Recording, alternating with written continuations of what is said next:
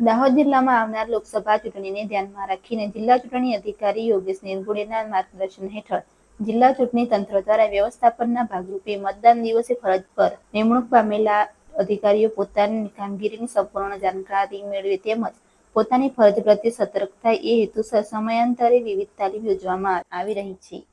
દાહોદમાં સ્વામી વિવેકાનંદ સ્કૂલ ખાતે જિલ્લા ચૂંટણી અધિકારી યોગેશ નિરગુડેની અધ્યક્ષતામાં તેમજ જનરલ ઓબ્ઝર્વર મોહમ્મદ અકબર વાનીની ઉપસ્થિતિમાં માઇક્રો ઓબ્ઝર્વર્સની તાલીમ યોજવામાં આવી, જેમાં નિમણૂક પામેલા તમામ માઇક્રો ઓબ્ઝર્વર્સ માટેની તાલીમ યોજવામાં આવી હતી.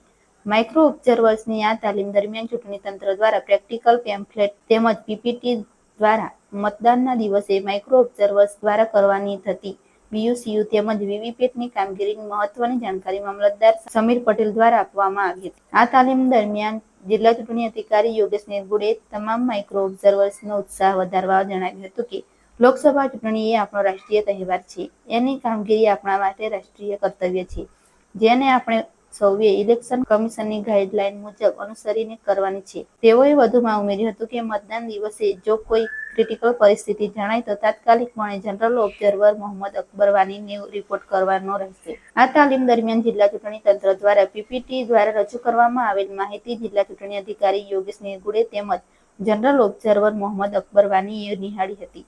તેમજ માઇક્રો ઓબ્ઝર્વરને કોઈ પણ પ્રકારના પ્રશ્નો હોય તો તે અંગેની ચર્ચા પણ કરવામાં આવી હતી.